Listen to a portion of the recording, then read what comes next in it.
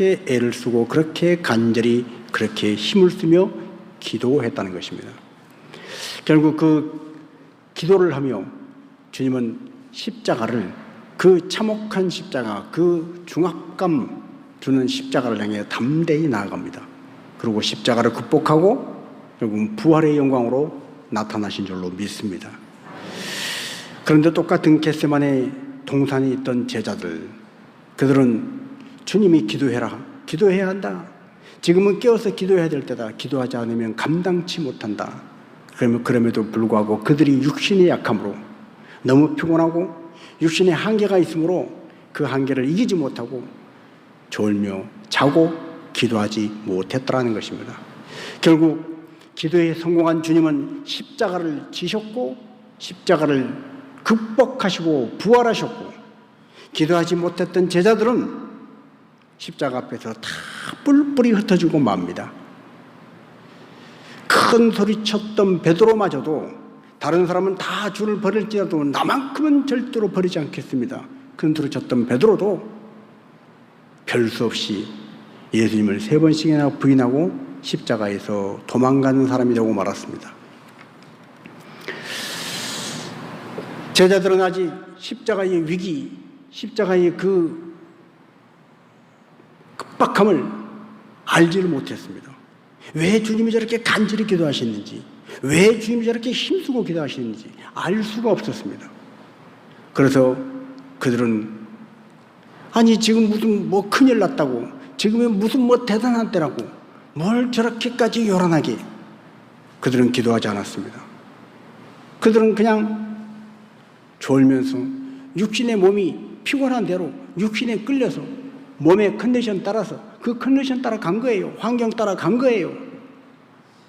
그리고 그 결과는 정말 부끄러운 실패였습니다. 예수님은 그런 제자들에게 오셔서 말씀하십니다. 자, 우리 40절 하반절과 41절 상반절만 있습니다. 너희가 나와 함께 1시간도 이렇게 깨어 있을 수 없더냐. 시험에 들지 않게 깨어 기도하라. 아멘. 깨어 기도하라. 지금은 정신을 바짝 차리고 깨어서 기도할 때다. 그러나 제자들이 볼 때, 육신의 눈으로 볼 때는 별 다른 일이 없습니다. 평상시와 다른 것이 없습니다. 우리가 지난주 이 지구의 세계의 종말적인 현상들을 PPT로 많이 제가 보여드리고 기후위기를 포함해서 여러 가지 많이 보여드렸습니다. 설교가 끝난 다음에 PPT가 너무 많았다고, 머리에 지난 줄 알았다고 그렇게 말을 한 분이 있어서 그랬냐 그랬는데, 제가 그렇습니다. 내가 준비한 PPT 다 못 써먹은 거예요.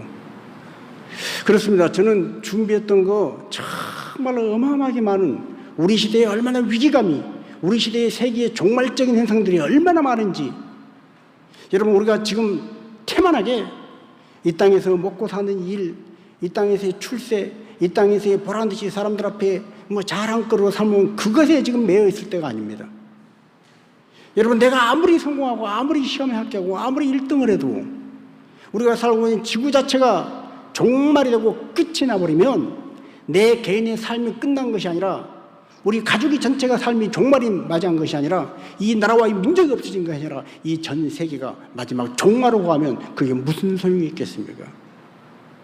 정말로 저는 더 많은 시간을, 더 많은 자료를 가지고 우리 시대가 어떤 시대인지, 그래도 우리는 어떻게 살아야 하는지 경각심을 주고 싶었습니다. 그러나 시간이 너무 짧았습니다. 그래서 줄여서 짧게 보여주고 설명도 다 하지 못하고 간단히 넘어갔는데 그것도 많다고 하더라고요. 여러분, 그렇습니다. 우리가 육신의 눈으로 볼 때는 별일 없는 것 같습니다. 아무 이상이 없는 것 같습니다. 여러분, 비가 많이 올 때 맨홀 뚜껑 여러분 아시지요?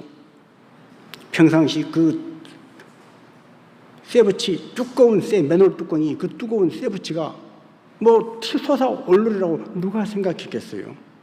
그러나 전조 증상이 있다는 거예요. 민감한 사람은 그걸 알아챕니다. 그리고 큰일 났다. 저 주변에 가면 안 되겠다.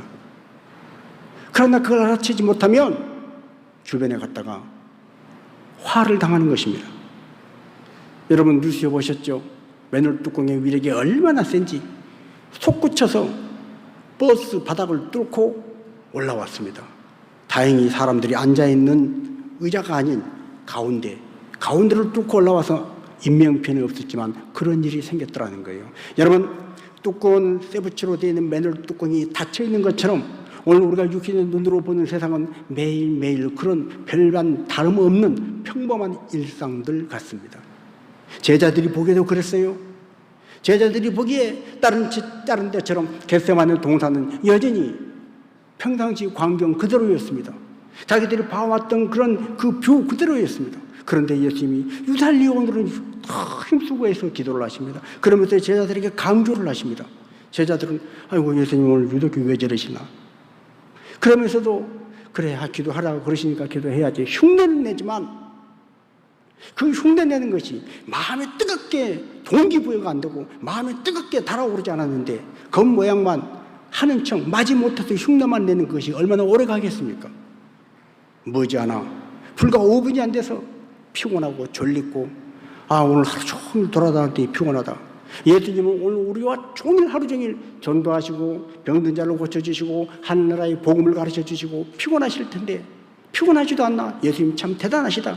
아이고 근데 우리 왜 이렇게 피곤하냐? 왜 이렇게 졸리냐? 그러면서 잠을 잤다는 거예요.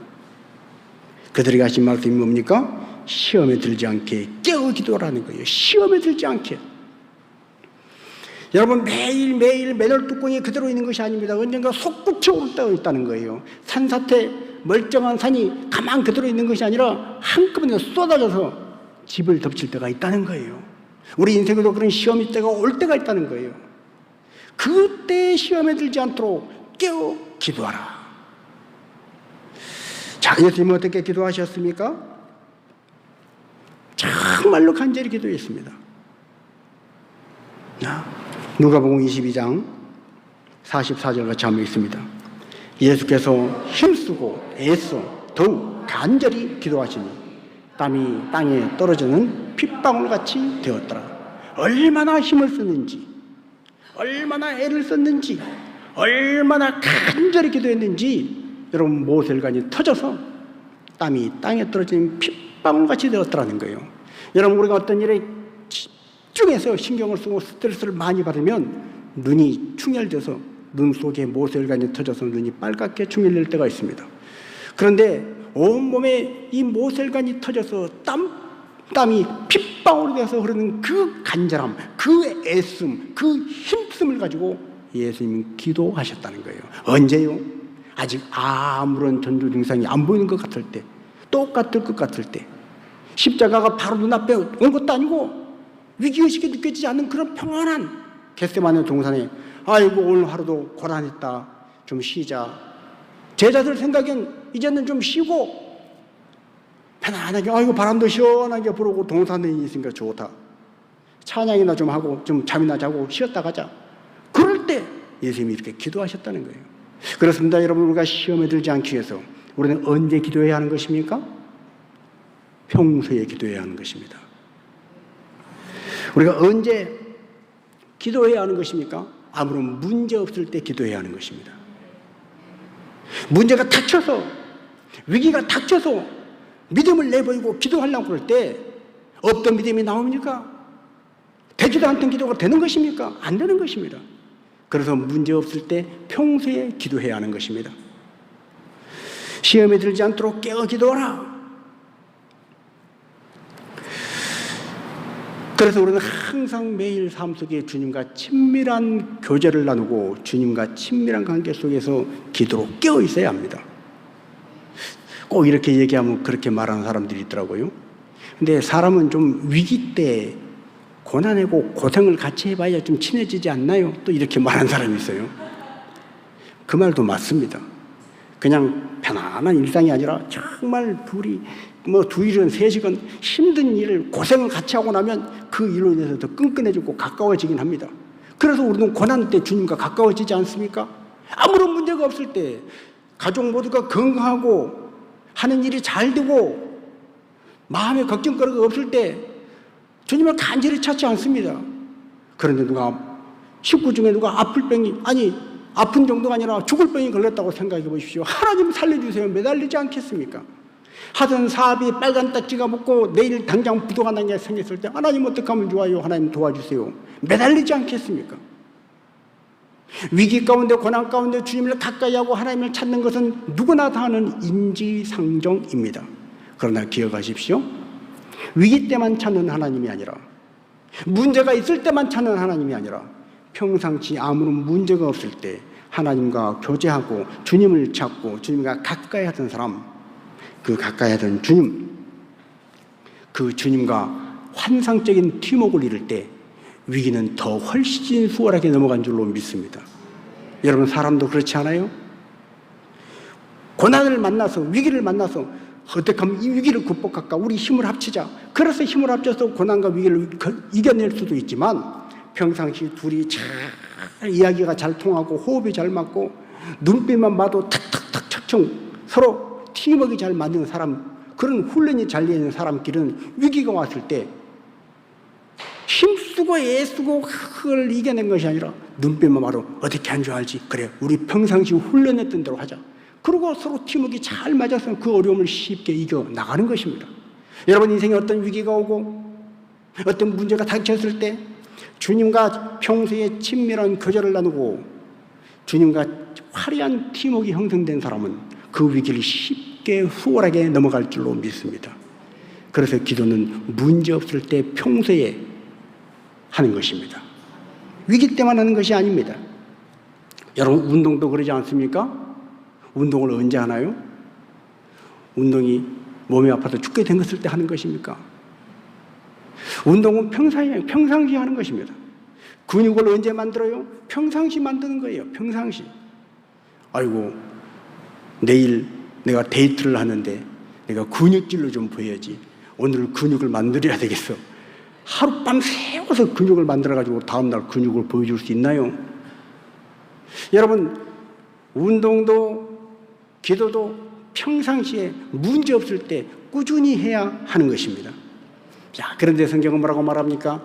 문제 없을 때, 평상시에 위기의식이 없을 때 사람이 기도를 안 한다는 거예요. 왜 안 한다고 그래요? 주님은 제자들에게 뭐라고요?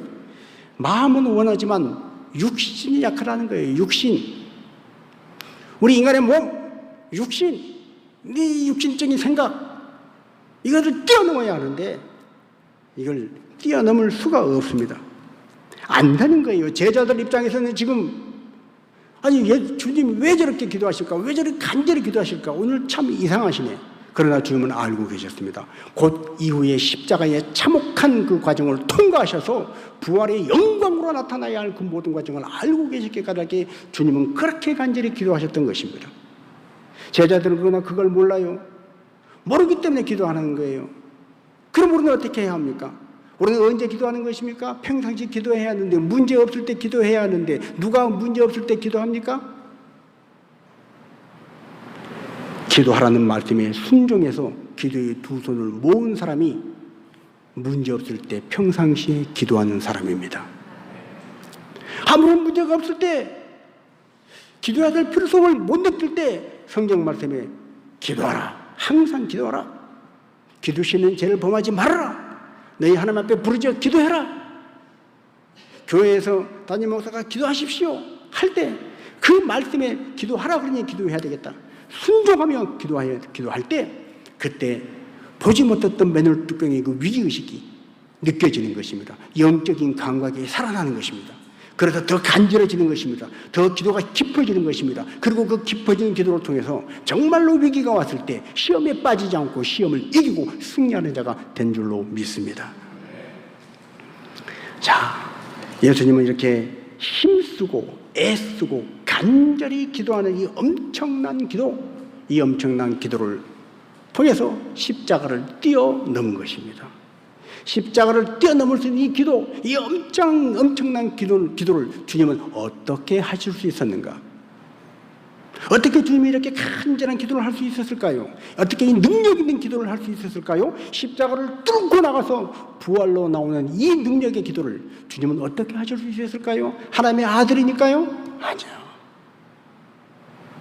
예수님도 성경에 보니까 우리와 똑같이 피곤함을 느끼고 배고픔을 느끼고 졸리고 우리와 똑같은 연약한 육신을 입고 오신 우리의 인간 몸을 그대로 입고 오신 분이십니다. 그런데 그분이 어떻게 이런 일을 엄청난 위대한 기도를 할 수 있었는가? 그것은 바로 평상시의 훈련이었습니다. 예수님은 항상 새벽 미명에 아직 날이 어두울 때 기도하러 가셨다고 그랬어요. 습관을 쫓아 기도하러 가셨다는 거예요. 하루의 첫 시작을 기도로 열었습니다. 예수님은 오병이어의 그 환상적인 그 감동적인 현장에서조차도 사람들이 박수를 치고 사람들을 예수님 최고예요, 대단해요. 어떻게 이 아무것도 없는 빈들에서 이렇게 많은 사람들을 먹이고 12광주리가 남을 수 있어요? 예수님 우리의 왕이 되시면 우리는 먹고 살 걱정이 없겠어요? 예수님 최고 우리의 왕이세요. 그리고 여러 같은 사람들이 박수를 치는 그 영광을 취하지 않고 그 화려한 자리에 있지 않고 예수님은 다시 홀로 산으로 가서 기도하셨다는 거예요. 이런 평상시의 기도 훈련 까닭에 주님은 정말로 십자가 앞에서 힘쓰고 애쓰고 더욱 간절히 기도해서 땀방울이 핏방울이 된 이 기도, 이 십자가를 뚫고 나오는 이 놀라운 기도, 이 엄청난 능력의 기도를 할 수가 있었던 것입니다. 그래서 우리는 평소에 기도해야 하는 것입니다. 문제 없을 때 기도해야 하는 것입니다. 자, 디모데전서 4장 8절에 보면 훈련에 대해서 평소의 연단에 대해서 우리에게 권면하는 말씀이 있습니다. 우리 같이 한번 읽습니다. 육체의 연단은 약간의 유익이 있으나 경건은 범사에 유익하니 금생과 내생에 약속이 있느니라. 아멘. 육체의 연단. 여러분, 운동을 꾸준히 하는 사람 효과가 있습니다. 운동을 매일 조금씩 30분이라도 매일매일 하는 게 좋을까요? 아니면 하루에 몰아서 10시간 하는 게 좋을까요? 여러분, 답은 뻔합니다. 육체의 훈련, 운동 선수들이 하는 훈련도 그렇고요, 군인들이 하는 훈련도 그렇고 그 평상시의 훈련이 시합 때 결과를 좌지우지합니다. 군인들의 평상시의 훈련이 전쟁 때의 승패를 가름하는 것입니다. 여러분, 운동선수들은 운동을 할 때 똑같은 동작을 수백 번, 수천 번 반복한다고 그래요. 제가 언제 영상을 보여드렸죠. 피겨스케이팅 여왕 김연아 선수 8,000번을 넘어져서 시퍼렇게 멍이 들었지만 울면서 다시 일어나서 또 스케이트를 타는 그런 반복된 훈련이 전 세계의 탑이 되는 수많은 사람들의 박수갈채를 받는, 야, 피겨스케이팅이 이렇게 아름다운 예술인가 감동을 주는 작품을 가져오게 된 것입니다. 반복된 훈련 정말로 중요합니다. 여러분, 그래서 운동 선수들은 어떤 이 동작을 책에서 읽은 머리에서 알고 있는 지식이 아니라 그 지식을 내가 몸을 움직여서 수십 번, 수백 번, 수천 번 반복을 해서 내 몸이 기억하도록 만든다는 거예요. 그래서 정말로 도발적인 상황이 일어났을 때 반사적으로 반응할 수 있는 그것이 바로 실력이 되는 것입니다. 여러분, 뭐가 위에서 떨어지는데 빨리 내가 움직여야지. 좌로 1m로 움직여야 되겠다. 생각하고 계산하고 움직이면 벌써 늦습니다. 떨어지는 기미가 보면 반사적으로 생각보다 빠르게 몸이 움직여야 하는 거예요. 여러분, 군인들의 훈련도 마찬가지입니다. 군인들은 정말 땀을 흘려서 훈련을 합니다. 그런데 이 훈련 때에 요령을 피우고 잘 안 하는 사람들이 있습니다. 군대도 그러더라고요. 수류탄 투척할 때도 그렇고 총살 사격 훈련하기 전에 유격 훈련할 때도 그렇고 꼭 말을 안 듣고 요령 피우고 빠진 사람이 있습니다. 군에 갔다 오신 분들은 아시겠지만 사격 훈련을 하면 표적지를 앞에 두고 쫙 도열을 해서 엎드려 싸, 무릎 싸, 또 건총 사격 이런 걸 사격을 합니다. 근데 사격을 할 때 가끔 이 노릇의 뭉치가 잘 움직이지 않아서 발사가 안 될 때가 있어요. 그때 훈련관이 뭐라고 얘기합니까? 훈련할 때 절대로 총이 안 나간다고 그래서 이 총이 안 나가요! 그러고 총 돌리면 큰일 난다는 거예요. 어떻게 되겠어요? 총이 왜 안 나가지? 저 훈련관님 총이 안 됐는데요. 그러고 돌리는 순간에 총이 나가면 훈련관이 죽습니다. 그런데 꼭 그렇게 강조를 해도 건성건성 듣다가 사격장 올라가면 꼭 그런 사람이 나와요. 사격장에, 이번 사격장에 그런 사람 한 사람 나오면 전체 오늘 이후 과업 다 취소고 다 뺑뺑이 돌린다. 벌을 받는다. 그렇게 엄포를 놔도 정신 똑바로 차려라. 정신 똑바로 차려라. 그래서 꼭 그런 사람이 나와요. 말쟁이 잘 사격하다가 분명히 손만 들어라. 손만. 아니면 손 들기만 발만 이렇게 뒷발을 들어라. 그러면 훈련관이 가서 봐준다. 그런데 꼭 이거 총이 안 되는데요. 이런 사람이 꼭 나온다는 얘기예요. 여러분, 우리가 이 땅에 육체연단 훈련도 유익이 있습니다. 그러나 성경은 뭐라고 말합니까? 그것은 약간의 유익이라는 거예요. 그러나 하나님 앞에 우리 경륜간의 훈련은 범사에 유익하라. 금생과 내생에 약속이 있다 말씀을 합니다. 우리가 이 땅에 살면서 하나님은 전능하신 하나님이신 줄로 믿습니다. 그 하나님은 우리의 아버지이십니다. 우리를 돌봐주십니다. 그런데 우리 아버지신, 우리의 선한 목자 되신 그 하나님이 일마다 때마다 나를 도와주시고 우리 가정을 지켜주시고 인도하신다고 그러는데, 정말로 위기의 때에 하나님이 나를 도와주시고 인생에 정말로 어떻게 하는지 모르는 태산 같은 문제 앞에서 하나님의 도우심으로 말미암아 그 태산 넘어가든지 뚫고 지나가든지 해야 할 텐데, 내 안에 믿음이 작동을 안 하는 거예요. 하나님 부르짖어 기도하고 하나님의 도우심을 받아 뚫고 나가야 하는데 움직이지 않는 거예요. 왜 그래요? 급할 때 잘 써먹으려면 평상시에 훈련이 잘 되어 있어야 합니다. 훈련되어 있지 않는 믿음, 마치 종이에 써놓은 글씨로 적어놓은 이론에 불과한 것입니다. 그림으로 그리는 그림에 불과한 것입니다. 믿음은 살아있는 믿음이 되어야 합니다. 여러분, 운동선수들, 군인들이 교본을 보고 철저히 연습을 하고 답을 다 써서 100점을 맞아도 실제로 땀방울을 흘리면서 훈련하지 않으면, 그것이 내 몸에 체득되지 않으면 아무짝에도 써먹을 수가 없는 거예요. 위기시에 갑자기 당황스러울 때는 생각도 안 되고요. 어떻게 해야 될지 모르고 당황하는 거예요. 그래서 끊임없는 반복 훈련이 필요한 것입니다.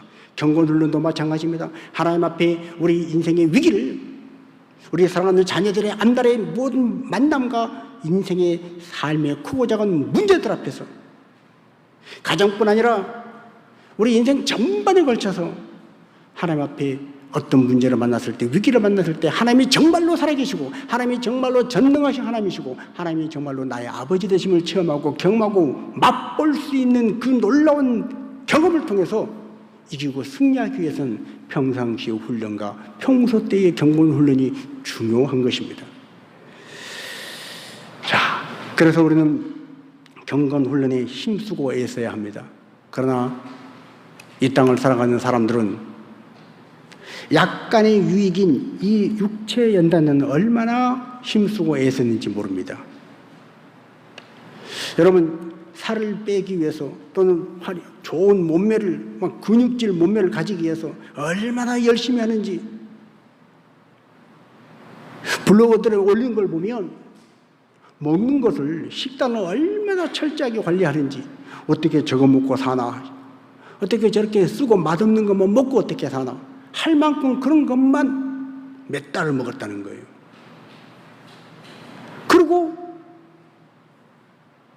그런 식단을 조절하고 운동을 해서 결국 그런 결과를 가져오는 거예요. 학생들이 얼마나 공부를 열심히 합니까? 학원으로 가서 풀어본 문제에 또 실수하지 않고 빠른 시간 내에 문제를 풀 수 있는 게 중요한 게 아니라 이 수학 문제를 짧은 시간에 풀려면 자꾸 반복해서 훈련을 하는 거예요. 악기를 연습할 때 얼마나 반복해서 연습을 합니까?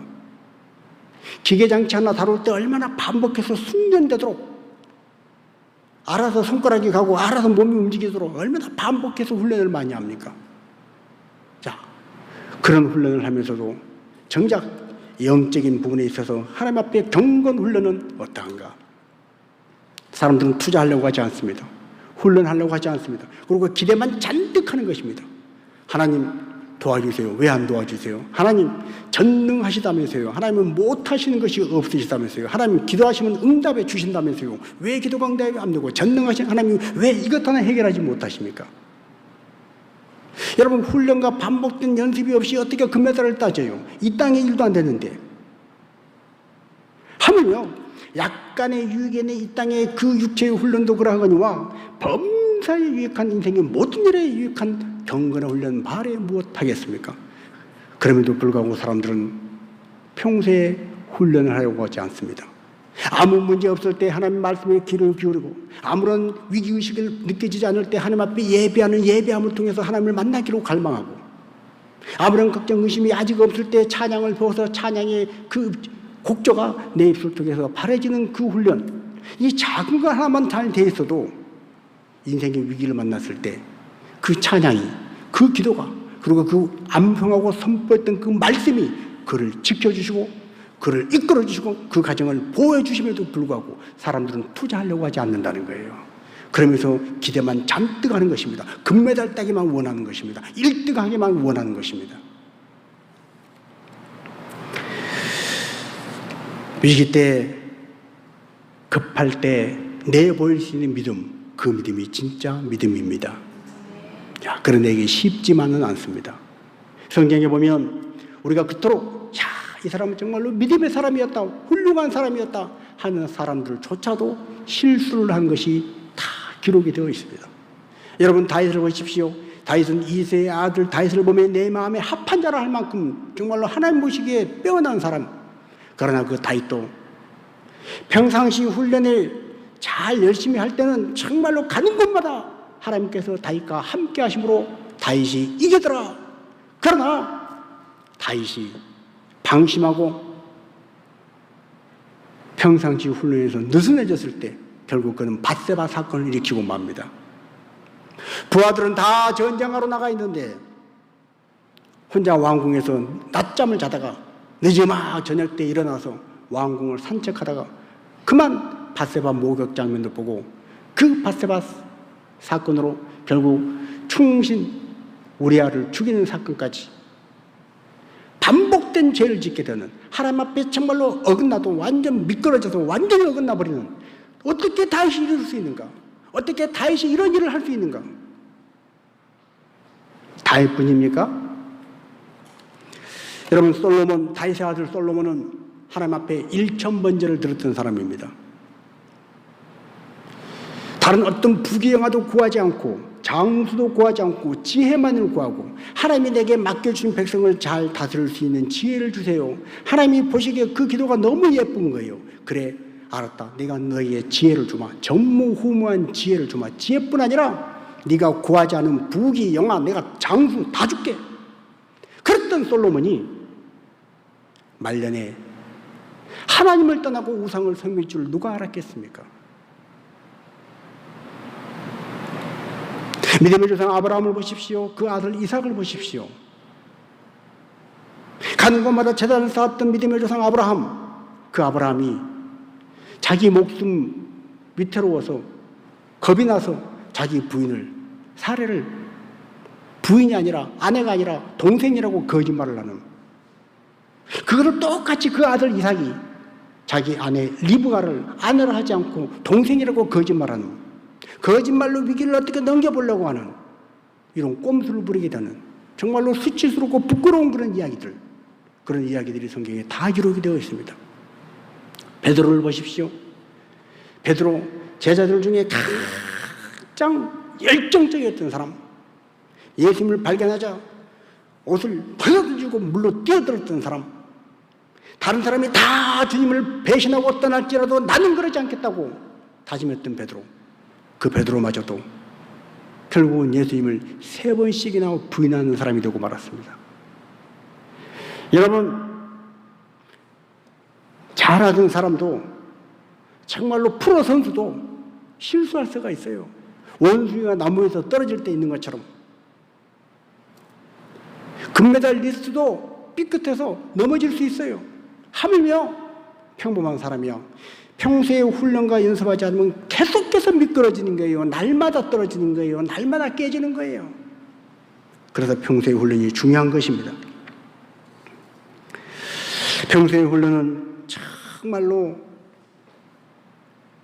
우리가 위기를 맞닥뜨렸을 때, 곤란한 일을 딱 만났을 때 대처할 수 있기 위해서, 그 위기 때를 위해서라도 아무 문제 없는 평상시의 훈련은 너무나 중요한 것입니다. 성경에 보면 제자들이 배를 타고 가는데 풍랑이입니다. 배가 아마 뒤집어질 것 같아요. 파도가 배 위로 넘쳐오고 제자들은 곧 죽을 것 같은 위기 속에서 주님이 천하태평으로 계신 걸 보고 주님 우리가 죽게 생겼습니다. 우리 좀 살려주세요. 호들갑을 떱니다. 주님이 일어나셔서 바람과 파도를 잔잔하게 하고 그 모든 문제를 일시에 해결해 주시며 제자들에게 그들이 이런 바람과 죽을 것 같은 위기를 만났을 때 왜 그렇게 두려워하고 초조하고 몸둘 바를 모르고 초조했는지 그 핵심을 찔러주는 한 말씀을 하십니다. 자, 우리 마태복음 8장 26절입니다. 예수께서 이르시되 어찌하여 무서워하느냐 믿음이 작은 자들아 하시고 곧 일어나서 바람과 바다를 꾸짖으시니 아주 잔잔하게 되거늘. 아멘. 여러분, 인생의 파도가, 인생의 문제가 여러분의 개인에게, 가정에게, 자녀들에게 임했을 때 멘붕이 옵니까? 어떻게 해야 될지 알지 못하고 초조합니까? 불안합니까? 원망이 나오고 짜증이 나옵니까? 다른 사람 탓이 되고 어찌할 바를 모르고 밤잠을 못 자겠습니까? 스트레스가 됩니까? 그 모든 것들 주님은 한마디로 말씀하십니다. 어찌하여 무서워하느냐? 왜 그렇게 호들갑이냐? 이 믿음이 작은 자들아. 무슨 말이에요? 믿음이 크면 무서워하지 않고 호들갑 떨지 않고 이 상황에도 모든 풍랑 속에서도 주님 앞에 맡길 것이라는 것입니다. 그래서 찬송가 432장 나 두려움 없도다 주 예수님 늘 깨어 계시도다. 그렇습니다. 늘 깨어 계시는 주님이 나와 함께 하심으로 나는 두려움 없다, 담대하게 나갈 수 있는 사람이 되는 것입니다. 그래서 믿음이 있어야 합니다. 큰 믿음이 있어야 합니다. 그 믿음은 평상시 매일매일의 삶 속에서 작은 우리의 경건 훈련들을 통해서 자라가는 줄로 믿습니다. 예수님은 제자들에게 풍랑을 통해서 그래 얘들아 바람이 세게 불었지, 파도가 험하지, 고생했다 말씀하지 않았습니다. 무슨 말입니까?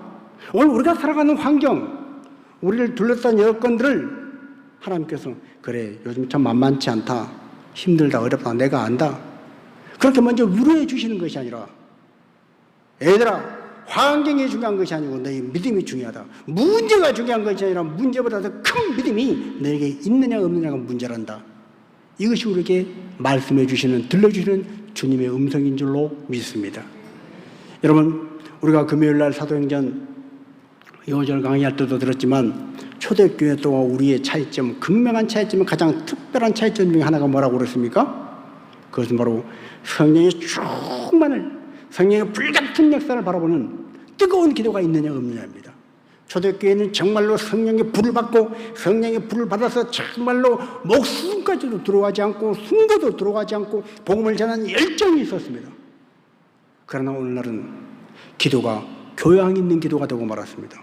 열정 있는 기도가 아니고 뜨거운 기도가 아니고 세련된 기도, 예의를 지키면서 교양 있는 기도, 그런 기도만 난무하고 있습니다. 성령의 불을 받아야 한다. 성령의 불같은 역사, 능력으로 나가는 것이 아니라 성령이 계시지, 성령이 우리를 위로해 주시지, 이 차원에 머물러 있다는 거예요. 여러분, 오늘 우리가 이 시대를 믿음이 찾아보기 힘든 마지막 때라고 얘기합니다. 기도의 열정도 식었다고 합니다. 그 옛날은 부흥회를 하면 일주일을 냈습니다.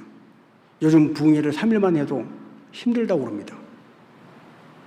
성경학교 이제 내일부터 성경 캠프를 할 테인데 성경학교 정말 교사 선생님들 땀을 뻘뻘 흘리면서 직장 휴가 내고 와서 정말로 그렇게 봉사하고 여름 휴가 반납하고 그 성경학교 봉사하기 위해서 그렇게 주방에서 땀을 뻘뻘 흘리면서 음식을 하면서 아이들을 먹이고 그렇게 했던 때가 있었습니다. 그러나 요즘은 그런 걸 찾아보기 힘든 때가 되었습니다. 자, 그렇다고 해서 요즘은 어차피 그래요. 요즘은 다 그래요. 그렇게 환경 탓하고 보여지는 여건 탓하고 무서워하고 두려워하고 뒤로 물러나 있을 때 주님은 우리에게 뭐라고 말씀하신다고요? 그래, 바람이 세지 파도가 무섭지 얘들아 고생했다 그렇게 말씀하지 않고 믿음이 작은 자들아 왜 두려워하느냐, 왜 두려워하느냐, 왜 무서워하느냐 말씀하신다는 거예요. 여러분, 우리 인생, 우리의 삶에 어떤 문제가 있든지 문제보다 큰 믿음을 가지시기를 축복합니다. 여러분이 만나는 위기와 여러분이 힘들게 하는 여러 가지 스트레스 상황보다 더 크고 담대한 믿음을 소유하시기를 축복합니다. 그 믿음을 위해서 평소부터 열심히, 평소부터 훈련하십시오. 여러분, 우리가 병이 걸리면, 몸이 아프면 의사들이 이런저런 처방을 합니다. 음식을 조절하고요, 운동을 하라고 그러고. 그런데 음식 조절하는 식이요법, 이걸로 안 되면 운동을 해라. 운동과 음식으로 안 되면 급할 때는 할 수 없이 약물을 투여합니다. 약물요법. 근데 약을 먹어도 안 돼요. 아이고, 너무 늦게 오셨어요. 조금 빨리 오셨더라면 약만 먹어도 치료할 수 있는 건데.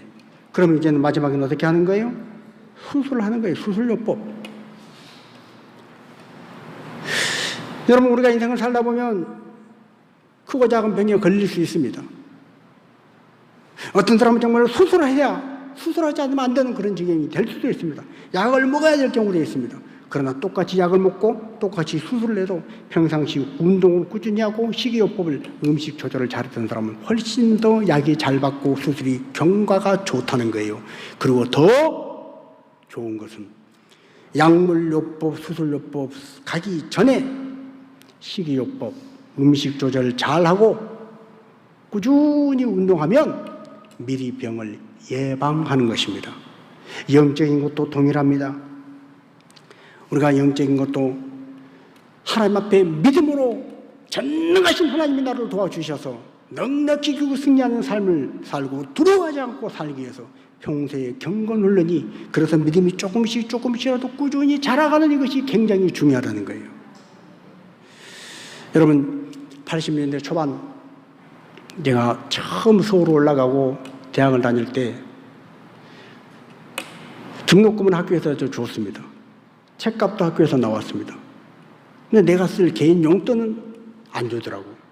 그래서 용돈은 이제 부모님에게 이제 이렇게 달라고 해야 되는데 평상시 연락 한 번도 안 하다가 또 용돈이 좀 필요한데 그러면 긴 편지를 씁니다. 긴 편지를 뭐라고 써요? 아버님 전 상서 그동안 평안하셨는지요? 그래서 쭉 써가는 거예요. 편지를 쓰는 저도 참 이게 무안하고 민망하고, 아마 저희 아버님도 그 편지를 갖고 에이구 이놈의 자식 돈 떨어졌구만 그러지 않겠어요? 여러분, 우리가 하나님 앞에 나아갈 때 하나님 나 좀 도와주세요. 하나님 나를 도와주세요. 위기 때 문제 앞에 믿음을 가지고 기도해야 합니다. 그러나 이왕이면 소식 한 번도 없다가 죽었는지 살았는지 알 수가 없다가 어느 날 갑자기 편지가 딱 와서 아버님 전 상서 돈이 필요합니다.